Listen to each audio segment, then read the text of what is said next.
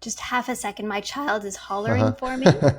So let me just respond to him. One sec. All right. And this example right now, I would bet that 99.5% of the population, if they're on a podcast and the kid interrupts, they would say, "Be quiet, I'm on a podcast, I can't talk right now." But you handle it differently. One of the best kind of tools and technologies that I've discovered for all of this self-management is meditation. I'm a firm believer that a lot of the things that we have done as modern humans are counterproductive from a health perspective. So you're feeling the sensation of the light on your chest, you're hearing the sounds around you, you're aware of what's in your mind. A good example would be, food at home. We know that we only have food at home that our kids are allowed to have. So we don't have to tell them, no, you cannot have the candy from the pantry, even though it's there. Why is it there if you cannot have it? We don't have it at home. So whatever they find, they can have. It slips on just like a pair of glasses, and it has sensors on your forehead and behind your ears. And it tracks your brain activity during your meditation. So it's And an EEG. It's an EEG, yeah. So Are you ready to revolutionize your health and reconnect to your primal self? Welcome to the Primal Shift podcast. I'd like to thank Peluva for sponsoring this week's episode. Peluva is the brand behind my favorite zero-drop minimalist shoes with the distinctive five-toe design that allows for correct dynamic movement of the foot when walking or running. The latter is impossible when toes are encased in a single box, even a white box. I love my Peluvas because they give me the most authentic barefoot style experience, but with sufficient cushioning to use them all day, even on hard surfaces. Peluvas are also incredibly stylish and I really like how they look. I've been using my Peluvas during intense CrossFit workouts, while walking the dog, and even during a recent 8-day trip to Disney World, and they've been unbelievably comfortable. They feel like walking barefoot on a putting green. Now you can try a pair of Peluvas with no risk by visiting peluva.com. That's peluva.com. Make sure to use code KUMMER for 15% off your first pair. And now back to the episode. All right. Hey, Ariel. Thanks so much for joining me on the show today. I much appreciate it. hello, it's my joy and pleasure to be here. Yeah, absolutely. I have a question for you that I'd like to ask before I'll give you an opportunity to, tell the audience a little bit about yourself and how you got into, mental health and meditation and all of those things and brain waves and technology to measure that. My question to you would be, how on earth did we get to where we are right now, where everyone seems to be with some sort of mental issue? And I don't mean this, a diagnosed, issue whatsoever, but we all appear to have emotional issues that prevent us from, just being normal human beings, to, treat others, respectfully, to, parent without yelling and getting angry about everything. Why are we so, wired these days? What has happened over the last, I don't know, decades or maybe hundreds of years that got us to the point where we are right now? But before you answer, maybe just introduce yourself. Let the audience, let that sink in for a moment while you tell us who you are and what you do. Awesome. So hello, my name is Ariel Garten. My background is neuroscience and psychotherapy, and I'm the founder of Muse. We make a device that is a brain sensing headband that helps you meditate and sleep. So I've spent the last decade helping people to understand what goes on in their mind, both from the neuroscience side as well as the psychotherapeutic approach. So I feel well qualified to answer a piece of that question. Not everybody has the full answer. But what was interesting is as you were asking the question and you said, what is it about right now that makes us yell at our kids and feel so wired and I would actually argue that we have been unevolved humans for most of human history. Being scared, not being able to process our emotions, having emotional blocks that don't allow us to connect with other people, yelling at our kids when we're angry or frightened or scared or whatever. That is like baseline human. We are a collection of drives, and the fact that we have tools and techniques that have allowed us to actually sit back and look at ourselves and say, hey, why am I doing this? Why am I emotionally blocked? This is entirely new. So this is not like, we've lost some innate ability that we had. It's like, no, as we've developed as a species, The original phrase is "man to man is wolf."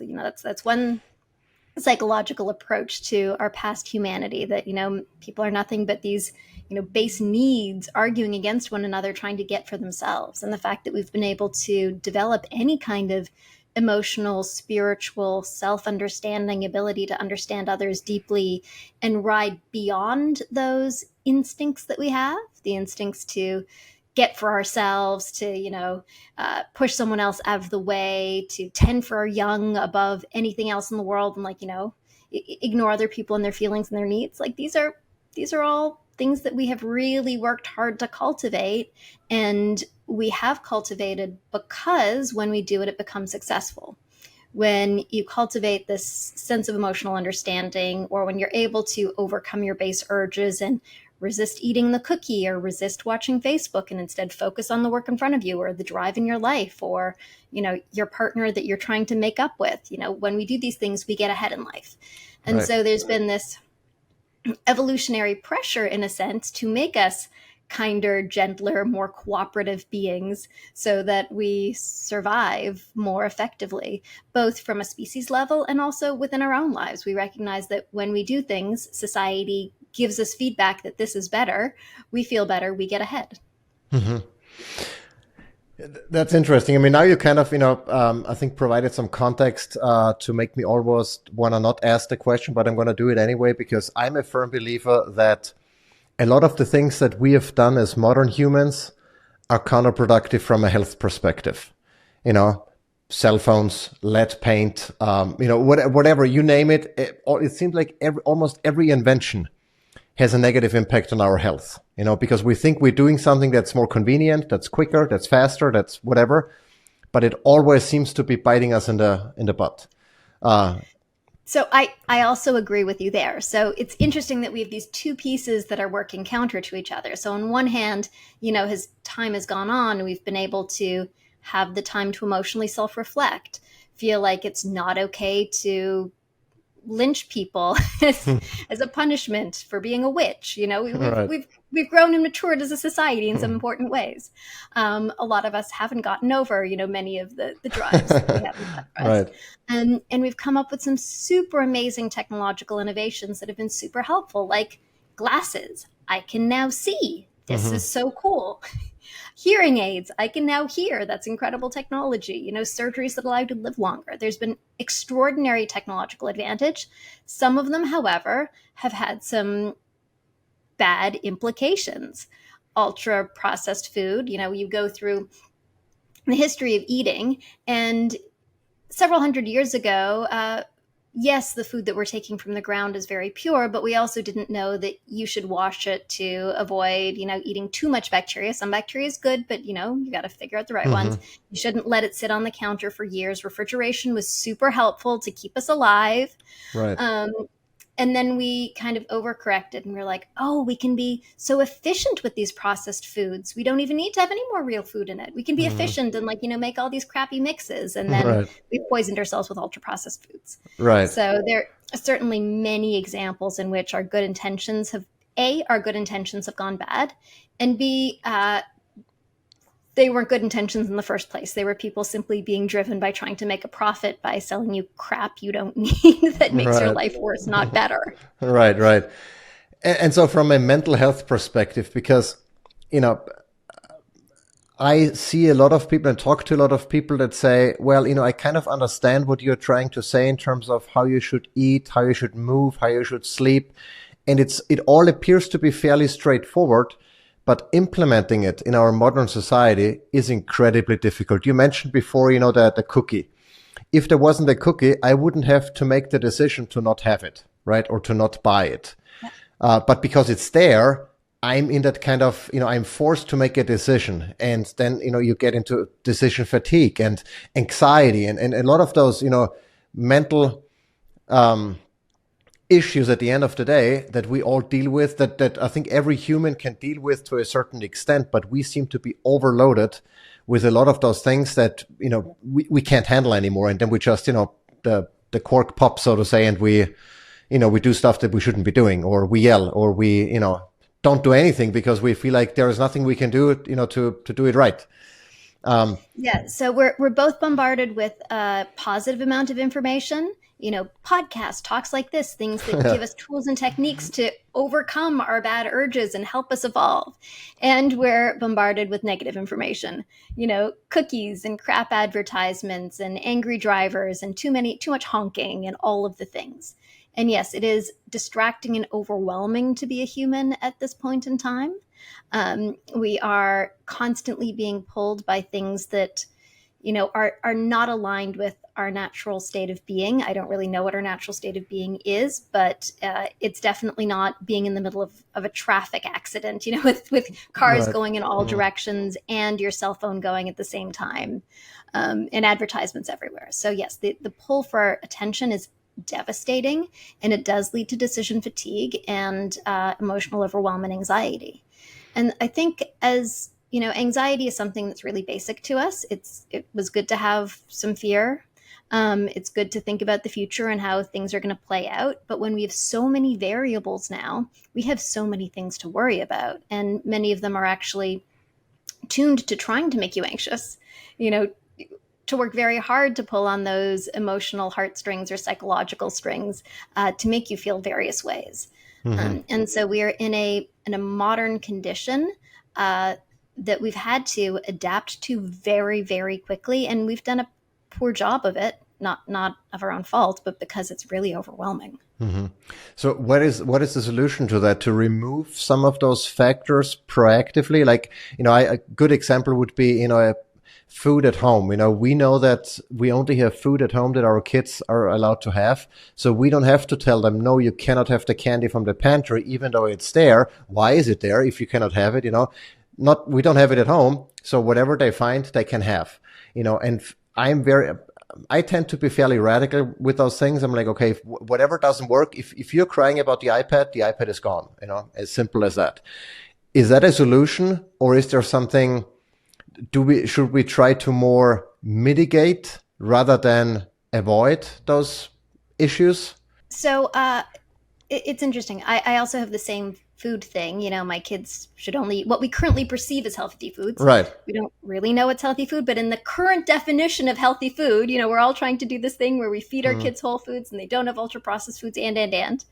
And occasionally, my husband will bring in a bag of Cheetos and my son's like, can I have some? I'm like, no. And his literal answer the other day is, well, why is it there? Right. Like, you're absolutely right. Let's throw it out. So being able to remove as much as possible is important, but also some exposure is important, because kids will then go out into the real world and find Cheetos on their own, Hmm. and they'll need to have a model for how to deal with it when you do. Right. So there is going to be all of these dangers that we perceive, or that we have yet to perceive but are there, our children will eventually stumble into. Hmm. And some amount of us safely exposing them very safely when the time is right and the right thing. Cheetos is pretty benign. Porn is not great. Please don't expose your Right. children just for the sake of, having the conversation around it. Right. But, being able to safely allow in the things that are not great so that you teach them how to deal with it and how to manage it is important. Hmm. So yes, setting by example, reducing the amount of expectation. It's like, well, of course, if there's Cheetos in the house, you want to eat them. If you are allowed to watch your tablet for 3 hours a day, then you just feel like that's how life's supposed to be. Like, Right. how could you explain it as any different? It's just, Hmm. that's what you do naturally. Right. So, managing and limiting the exposure, and teaching both your children and yourselves. I mean, we're talking about kids here, but Hmm. really we're talking about us. We all have the Right. same problem with Cheetos and tablets that, that our children do. We need to be the parent to ourselves and say, hey, this is not a good behavior. Let's take Instagram off of our phone. Let's actually remove these things. If there is a reason to expose ourselves to them, like, let's limit it and make choices. Hmm. And one of the best kind of tools and technologies that I've discovered for all of this self-management is meditation, Hmm. because it gives you the opportunity to observe yourself, observe your urges, the desire to have the cookie, to reach for Facebook, whatever it is. And in meditation, your job is to not follow those urges, but to just sit there. And it can feel incredibly torturous. You're like, I have a 5-minute meditation. All I got to do is sit for 5 minutes, and 3 minutes in, you're like, I got to do something else. I just got to get up and stretch. I just got to check my Facebook. But you're not allowed to. And you're sitting there watching your body's innate urges try to pull you in the direction that you would normally follow if you were being mindless. If you weren't paying attention, you'd be like, okay, now I'm grabbing my Facebook. I'm doing these things because you're just on autopilot. You're just following your habits. Right. But in the space of meditation, what you're forcing yourself to do, or giving yourself the opportunity to do, is to observe these interior urges and not follow them. And train your body to say, oh, I might have an urge for this thing, but hey, was it actually important that I picked that up now? No. Was it actually important that I jumped at this thing? Actually, no, I just felt that way. And to begin to retrain and repattern yourself to make your own choices rather than being just, pinging and reacting to your environment and your internal urges constantly. Right.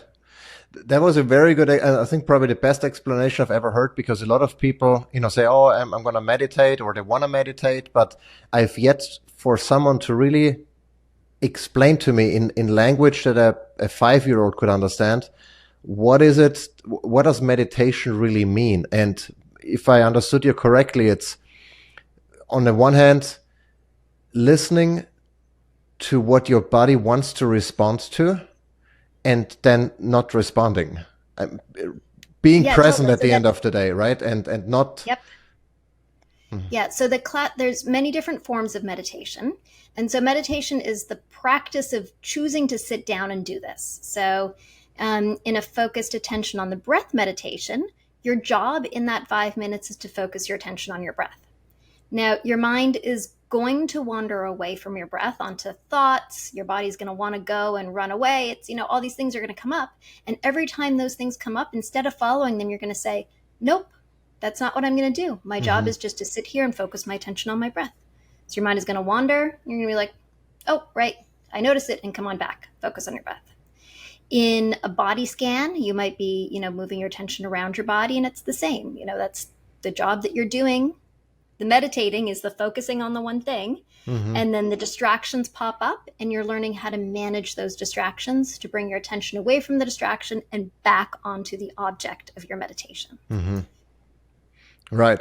And even before I've even tried to meditate for the first time, I've actually now in retrospect, I've realized that I've been meditating in a way for quite some time, because what I like to do, and I just actually did it before I got onto the podcast, I just sit outside in the backyard, maybe close my eyes, usually take my shirt off if the sun is out, and just, feel the sun on my skin, feel the grass, on my skin, listen to, with a bunch of animals, with rabbits and chickens and geese and stuff, and just be there and nowhere else, And if my mind starts like, oh, next I have, no, next we don't have anything. Right now we have this, and later we'll worry about everything else. And that's, I guess, based on what you just said, that's a form of meditation, isn't it? 1000%. That is a perfectly described meditation. That's exactly it. You are here in the present moment.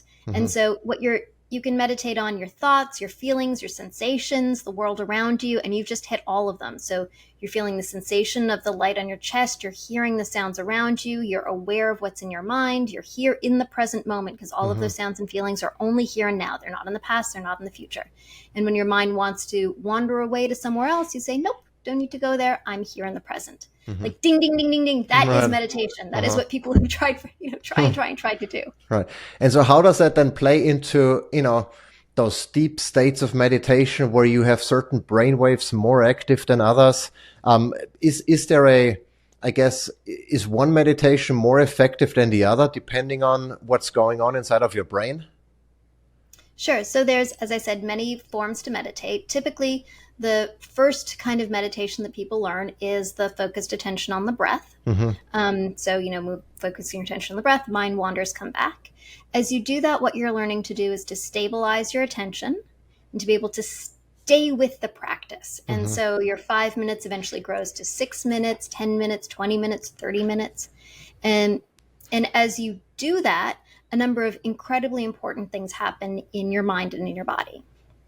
So one of the first things that happens is you notice that you've started to change your relationship to your thoughts and feelings. Mm-hmm. So in the past, you might have had a thought that was like, oh, I'm an awful person. Or you might have had a thought of like, oh, I need to check Facebook now. Well, now that you have done this practice of learning to observe your mind and body and not follow those thoughts, all of a sudden you realize that you can actually have control over your mental space. Mm-hmm.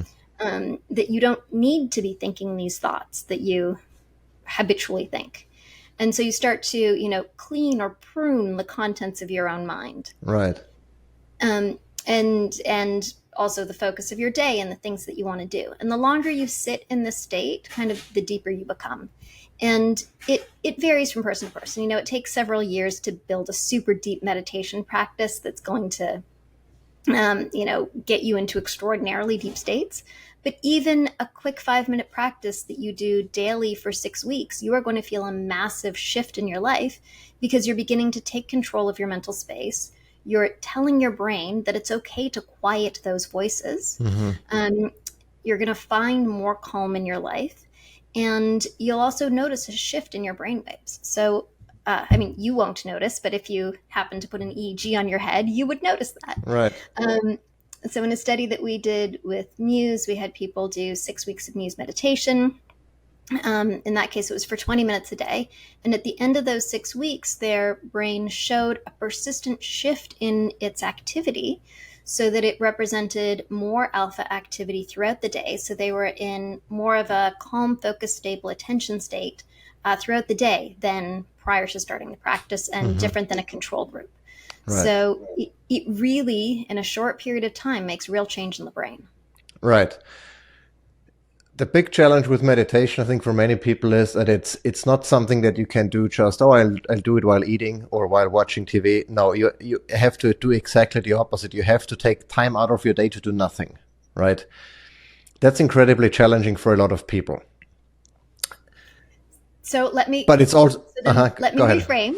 It's not time out of your day to do nothing. It's time out of your day to become a better person. It's like the time you'd go to the gym. Right. And that's a very good point because, obviously everyone understands, if I go to the gym, I make progress, I might lose weight, I become fitter, cardiovascular risk goes down, whatever the case might be. And to do it, it's very easy to kind of, especially if you look in the mirror, you'll see the progress. With meditation, looking in the mirror, you might not immediately see it, maybe a little, fewer wrinkles or whatever if you're less stressed. But it's really something that you feel. You feel the difference rather than seeing it, right? And I've noticed that with a lot of people, they don't really know how they feel because they are not in tune. They never listen to what their body and mind are trying to tell them, right? So do you have to first learn how to feel before you can feel the difference that meditation makes? Or is that part of the process where you start feeling as you become more proficient meditating? Just half a second. My child is hollering for me. So let me just respond to him. 1 sec. All right. Hi, I'm back. All right. So the good news is with a meditation practice, it is actually teaching you how to do that. So in those 5, 10, 20 minutes, you're sitting there and you're observing yourself. And through the process of observing yourself, you're observing your thoughts. You're observing your emotions, you're observing your tendencies, and you literally are building the skill of self-awareness and emotional self-awareness through the process of meditation. So it's very self-reinforcing. Mm-hmm. All right. And, this example right now, I would bet that 99.5% of the population, if they're on a podcast and the kid interrupts, they would say, be quiet, I'm on a podcast, I can't talk right now. But you handle it differently. So I guess your fight or flight response did not kick in this particular moment. You chose to handle it differently. And I assume that's probably you know how you would have maybe responded, I don't know, many years ago before you had the knowledge and the expertise and the practice that you did have. But that was a very good example because I know in the past when the kids are loud, I'm on recording a video or doing a podcast, and I get angry. I might not yell, but I get angry inside. And I'm like, there is not really any need there. I'm not in a life, threatening situation right now. There is no saber-toothed tiger trying to, attack me, and yet I'm responding in the same way as if it would, Yep. So thank you for noticing that. It really is the meditation practice. So Mm. I heard him yell that he needed me, and I sort of heard it out of the corner of, mom ears. Right. And there wasn't a sense of anxiety. There wasn't a sense of frustration added. It's just like, this is someone that needs me. One moment, Right. check Uh, in. He then, followed on with something that he really didn't need to ask me about at this moment in time after the first communication, but that's fine, uh, patiently communicate to him and then come on back. right. And honestly, checking in on it, yeah, it felt very easy and fluid. Hmm. It really is. What they say about meditation, it helps you learn to respond rather than react. Hmm. Yeah. So, in the past, the feeling would drive the reaction. Then as you meditate a little bit, you get the feeling, but you can still like stop yourself and make a little bit of space. You might feel that sense of, anger arising. You're like, okay, I'm not going to deal in that way. And then take a breath and respond. And then over time, there was not even the sensation of anger arising. Hmm. There was not the sensation of frustration or fear or anything. It was just like, this is what's happening. Okay, deal with that. Come on Hmm. back. So, I mean, it almost seems like that, that the solution to most of world's problems would be very, just meditation. I do believe so too. It would be very, very helpful. I mean, the world's problems are vast. It's naive to say that simply meditating would happen, but I actually truly believe that if everybody really, really could sit with themselves, have self-knowledge, move into a deeper space, be able to have full compassion for one another, the selflessness that comes over time with meditation, the awareness, the wisdom. If we're all actually able to do that, like, all the 7 billion plus people on the planet, Right. we'd be in an extraordinary place. We would not be having the wars that we have. Hmm. Yeah. And And unfortunately, people's ego and drive pushes them often to damage whole other nations. It's incredibly sad. yeah. And I don't think meditation's gonna, save Putin. Um, um, some people are pretty far gone and have their own views of the world, which are, not so simple to shift with a little practice like meditation. But man, I yeah. wish everybody meditated. Yeah. And I don't really, I mean, I try to control, the 3 feet that I have control over, and not necessarily, what's happening on city, state, federal, whatever level, worldwide level.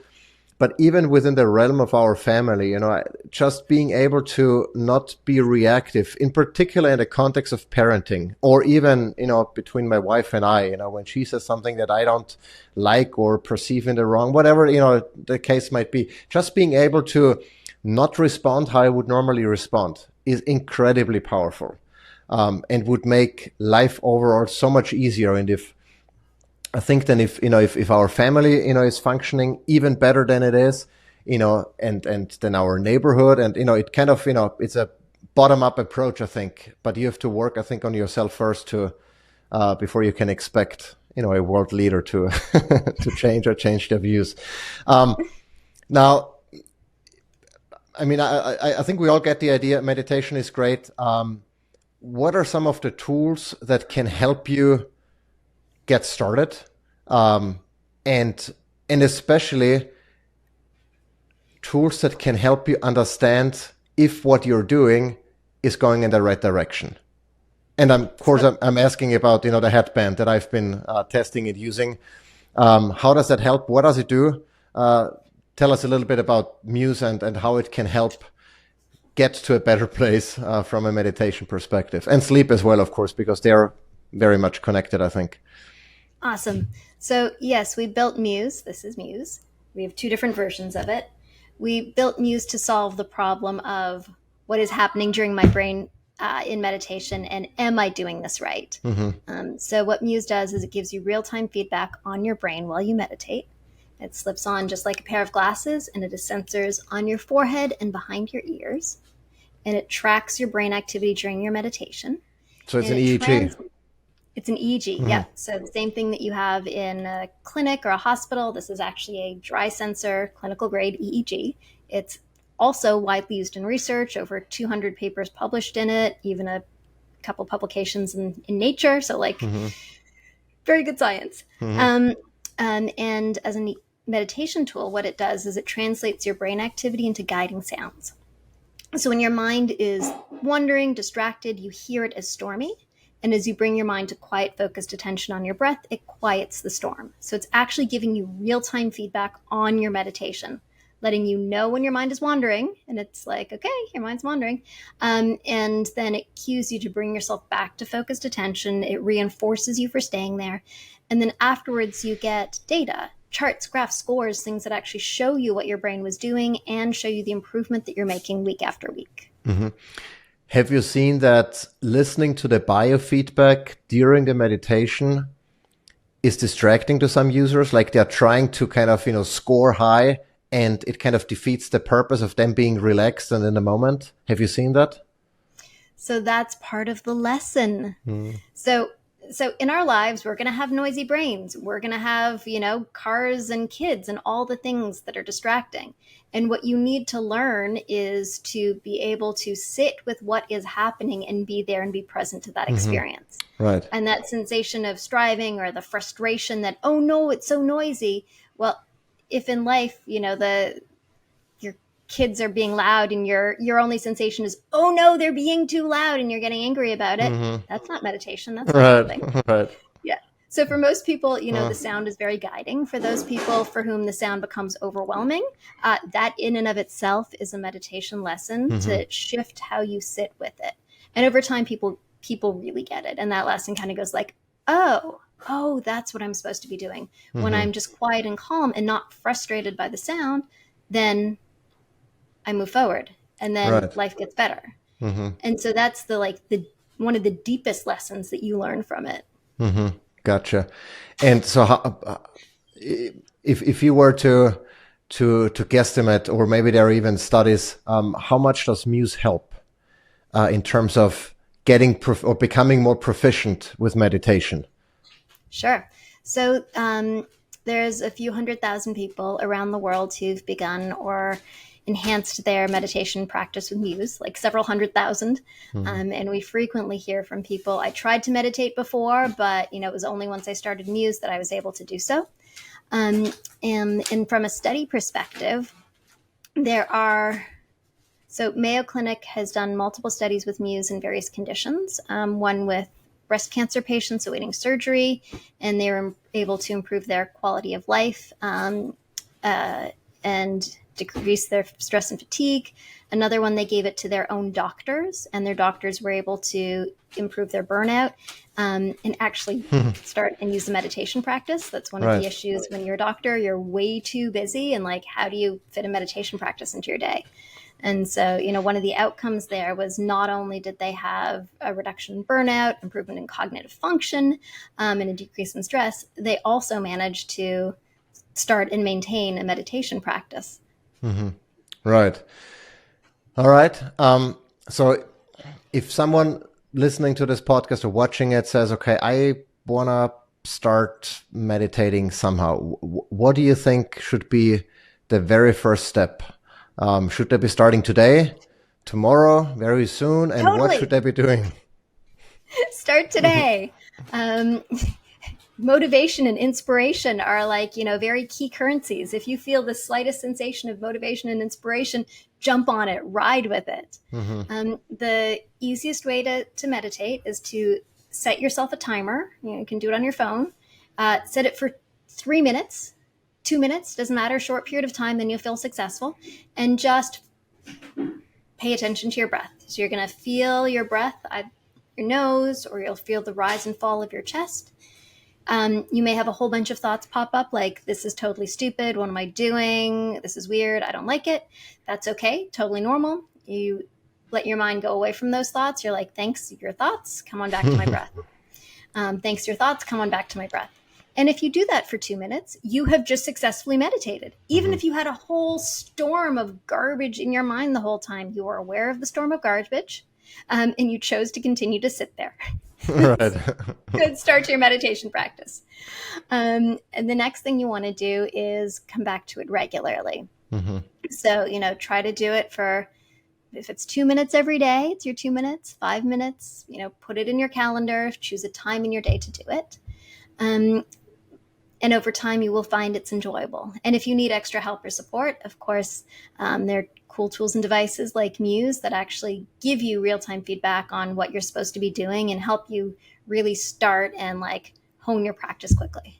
Yeah, and I think with the Muse app, you also get a ton of guided and unguided sessions. And I've really noticed in the beginning, going through those guided sessions where someone tells you what you're supposed to be doing and feeling, kind of not really how you're supposed to feel, but the breath rhythm and all of those things that kind of might be completely unnatural and foreign to you. It really helps to go through that with someone, even if that someone is only on an audio recording, to kind of help you get going and figure out how it's supposed to feel, right? Yes. Is there a best time of the day? Is first thing in the morning, last thing before going to bed? Does it matter? Whenever you have time, what have you seen as? And so the best time of day is whenever it is good for you. There's no magic to meditating early in the morning or before bed. The magic is the time that you actually feel you'll do it. Mm-hmm. So if you're a morning person, awesome, try it in the morning.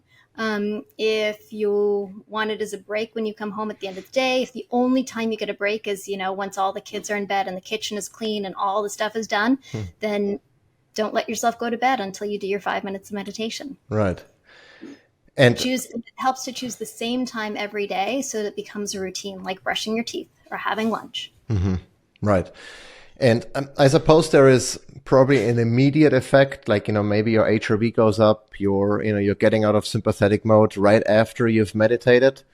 But the long-term goal, I think, should really be that you remain in a certain state and don't let yourself get into that fight or flight mode unless, of course, there is an actual saber-toothed tiger trying to attack you. And that really is a follow-up question to there.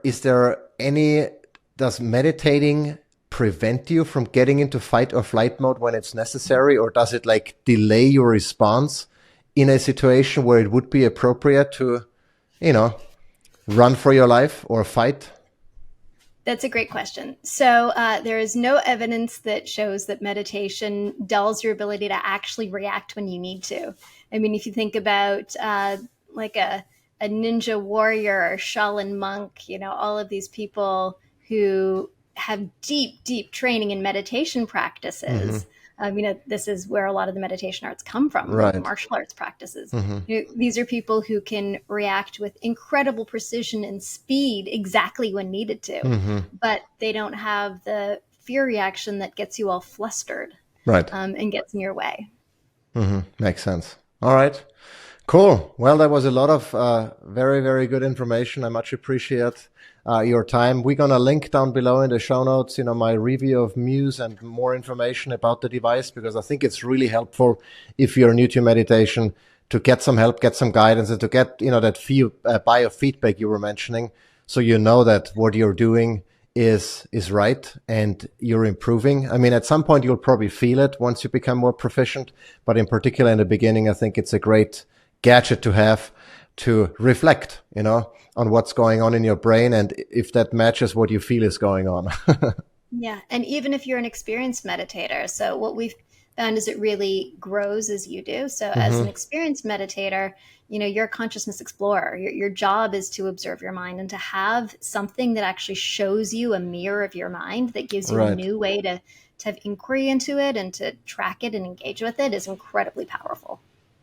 All right. Makes a lot of sense. All right, Ariel, I thank you so much for your time. It was great having you on the show. Is there anything else you want to mention where people can find you? What they should, maybe resources you want to point out? Anything that we can put in the show notes? Sure. So you can find us at choosemuse.com and on all the socials at choosemuse, CHOOSEMUSE. And on the website on Choose Muse, you can see a picture of what we're talking about. You can see lots of resources and links, the studies that we discussed, and learn more about meditation and sleep. We spent the whole time talking about meditation, but we forgot to really dive into the other important mental health tool, which is sleep, which helps your self-regulation, your ability to react more effectively, to have improved sports performance, etc. So that's, the other side of what we care very deeply about. And we create tools that help you sleep better and track your sleep as as effectively as a sleep lab would.